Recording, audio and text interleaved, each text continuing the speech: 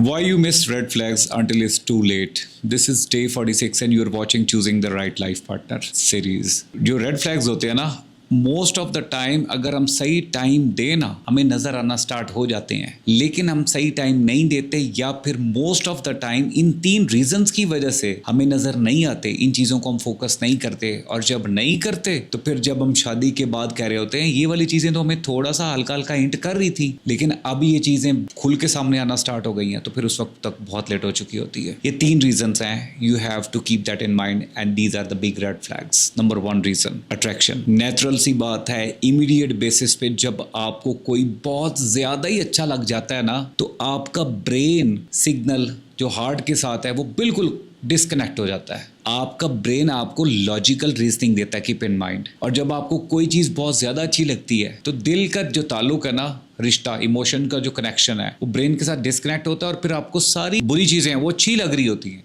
In fact वो बंदा आपको आपका एक ड्रीम वर्ल्ड फैंटेसी वो दे रहा होता है, सपनों का शहजादा लग रहा होता है।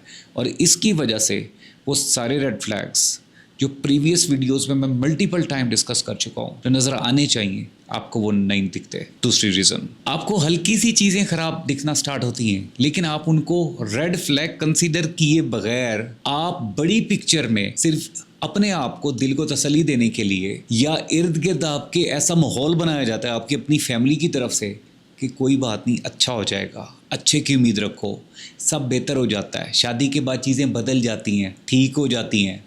नहीं होती ठीक, मोस्ट ऑफ द टाइम नहीं होती।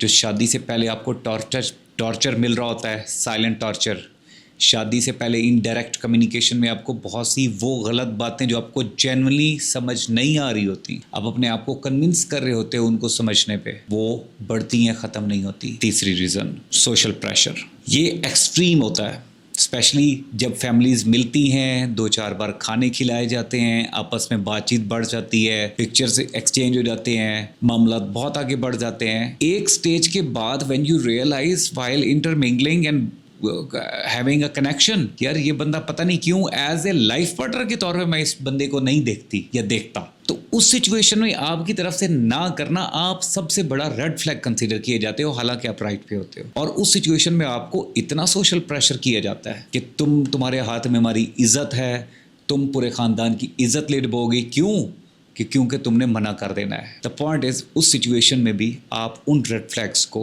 एक्सेप्ट कर लेते हो और फिर वही चीज़ें आपकी ज़िंदगी का रोग बन जाती हैं।